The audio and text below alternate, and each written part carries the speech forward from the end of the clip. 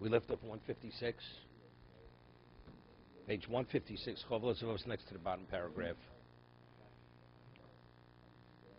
He explained that based on one's intellect or intellectual capacity, people appreciate things at different levels. A person has a phenomenal mind, has experience, has a depth of understanding. He could grasp, we speak of Yichud Hashem, in its fullest sense. Other people, they're limited. And he gave the example, if you have the sun. The sun, there are many groups benefit from the sun, but people benefit at different levels. A person who has good eyesight. So whatever benefit he could benefit from the sun, its illumination, visually speaking, warmth speaking, everything speaking. A person is blind. He has other benefits from the sun, but visually he doesn't have the visual benefit. Of course, he's handicapped. Then you have a person who has an ailment that if he takes medication, and ultimately he will regain his sight.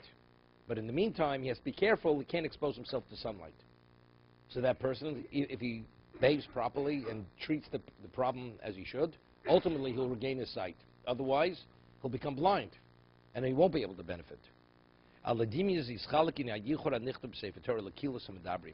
says, when we speak about the mitzvah of Yichud Hashem in the Torah, also we have groupings of people. We're able to differentiate between different types of people. As we speak about the sun versus people who can't see, or have impaired vision. To what degree are you able to benefit from the light of the sun? Not at all, to its maximum, or to a degree. You have three levels of understanding what Yichud Hashem is. The first class grouping, people have clear minds and they have a depth and pure understanding. That's one level.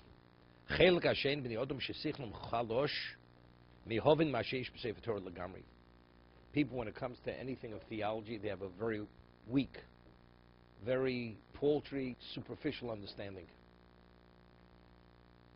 The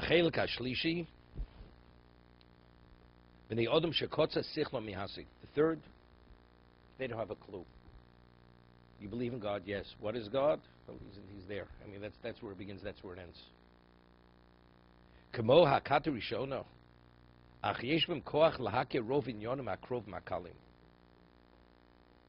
So they cannot grasp. They have limitation, and they have no relevance to the first group, who has the clear mind, the depth of understanding, the perception. But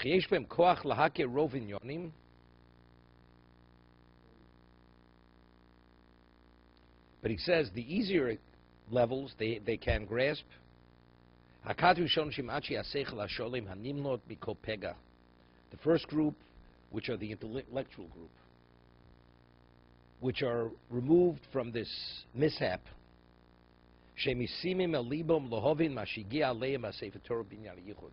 They apply themselves, they delve into it, they reflect on it to understand when the Torah speaks about Yichud Hashem. You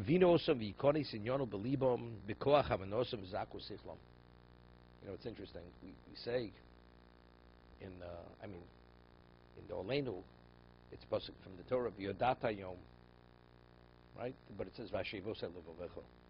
It's not enough to know. You say you should have to take it to heart, right? You say to a person, "Are you aware of this?" Yes. So what? But the person doesn't behave as what he's aware of. Why not? But if you know it's wrong, why don't you behave properly? Because he never took it to heart. It's only to appreciate the wrongness or the benefit, the value, you have to reflect on it. That's Chovos HaLevavos. He says the person with the phenomenal mind, who has the ability to understand and grasp, and he has a depth of understanding, he says he applies himself. It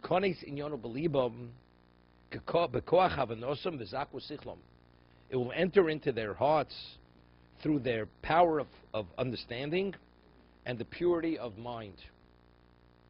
They have no distractions. You know, it's interesting, the different kinds of people. Teaching, you hear it, you see it continuously. I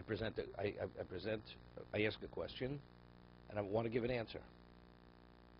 So when I'm giving the answer, they said, but what about that? Or what about that? There are many things that bother them, and they cannot focus on the particular issue we're discussing, and they distract with many other issues that they don't understand. But if they would take it step by step and understand this fully, then we'll approach the next, you'll understand the next. And everything becomes total confusion. Therefore, even though they hear what you say, but because at a certain level they're thinking about something else that's bothering them, therefore they don't fully grasp and appreciate what's being said, the answer, continuously. No, not offense. It's not offense. I'm not talking when you ask the question. You're giving a class. Or they themselves, they don't even speak in their own minds. They're struggling with other issues, not of a lack of understanding. That's what they're doing.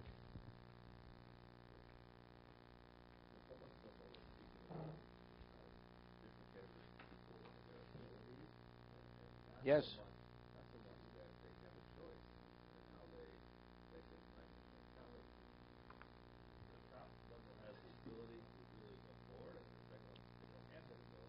Correct? Maybe yes, maybe no. You know, it's interesting. Yeah, but some people are, some people really can't. They can't. They don't have the intellectual capacity. But many people, because they don't, why is study habit so important? Right?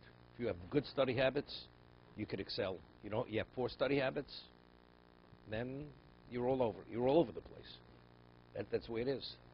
The people, Baruch Ber said, he was the Rosh Yeshiva, comments Rosh Yeshiva, he was him and the Reb Chaim's son, Briskerov, were actually the carriers of that Masorah, of that approach to learning, the analytical, Baruch Ber and the Briskerov.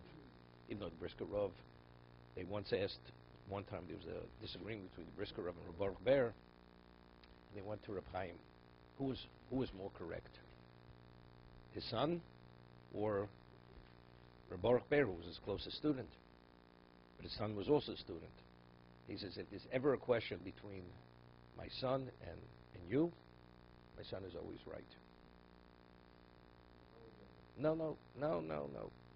The Briskerov had a mind, which was, Baruch Ber had a phenomenal mind. It wasn't at the level of the Briskerov's mind. He also had he had a level of clarity which was one of a kind. Baruch Ber had a phenomenal mind, but he applied himself tremendously. He worked, he toiled, he delved tremendously. The Briskerov was a different level. He says, if there's ever a question between two of you, he told him. And it's not that then my son is right. That's what he told him. The people have phenomenal minds. But the Baruch Ber said he had many times mediocre students came to his yeshiva. And when they applied themselves and they learned the approach, they excelled, they became exceptional. And the minds developed to an exceptional level. Because it's all part of, people have the potential, but if you don't actually develop and mentor a person intellectually, he remains, there are many obstacles, and he can't go beyond a certain point. So it's the same thing. You know, sometimes you have a person who's younger, intellectually, they're called late bloomers. Boy is 13, 14. And he studies Gemara, he's average. He studies, hits 16, takes off like a rocket. The same boy, and he actually surpasses all the ones who were beyond him earlier. But people have that potential, even at the age of 20. If a person didn't apply himself, or wasn't mentored properly, and then he does, he has certain abilities which he didn't even realize himself. He has certain intellectual capacity.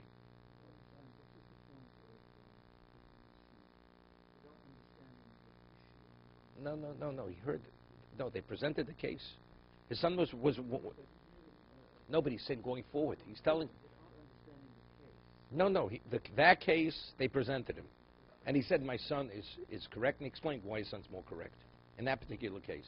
But he's saying going forward, if this comes up again, you have to understand that my son's level of understanding is beyond your level of.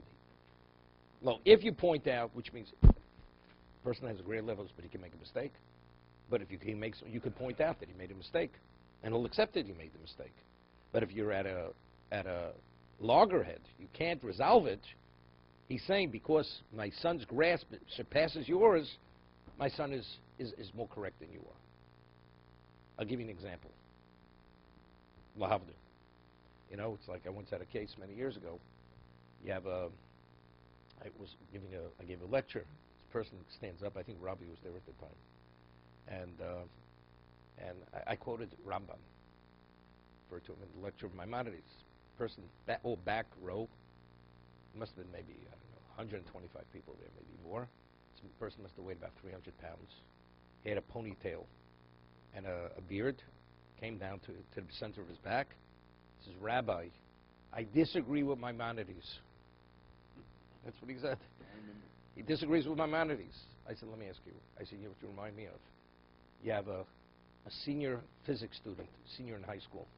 And after Professor Dr. Einstein, he presents his theory of relativity, and this high school kid gets up and says, Dr. Einstein, I disagree with your theory of relativity. Does it mean anything? That's what I said. There's nothing more to talk about. We're talking about, you don't even begin understanding who the man is. You're not even in the position to disagree. Come back in 35 years, we'll talk about it. Before you get Alzheimer's. Okay, then we'll talk about it.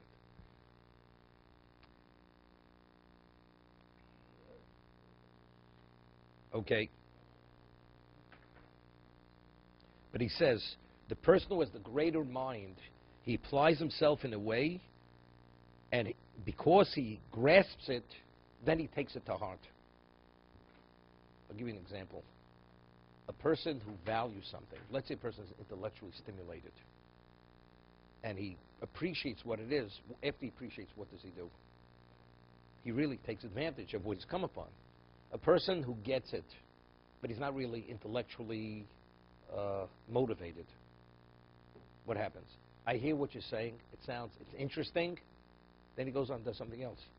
He doesn't go beyond that point, because that's not really a priority in his life.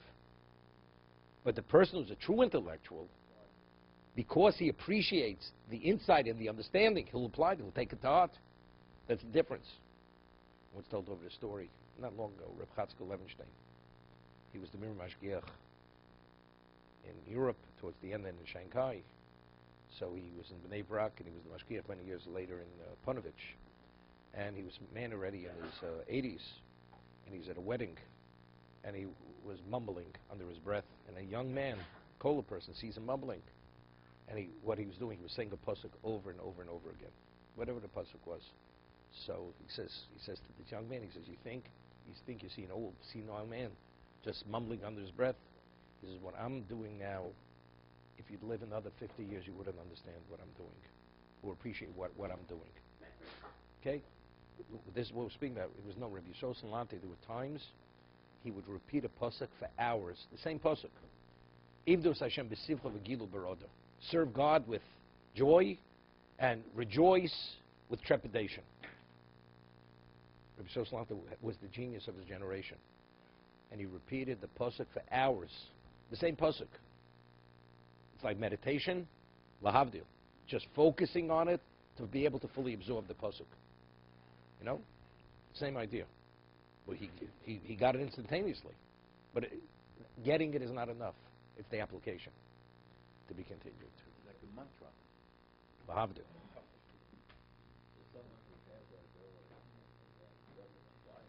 So then you're missing the boat. Yeah, so there's a claim against them.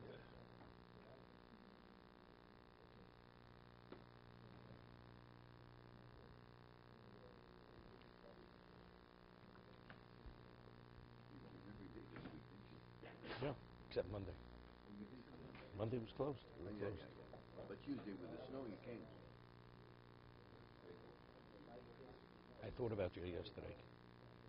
You know, I thought maybe yesterday, and I figured you'd show today. Okay? See, Abramiano comes every day. He may be late, but he's here. Okay?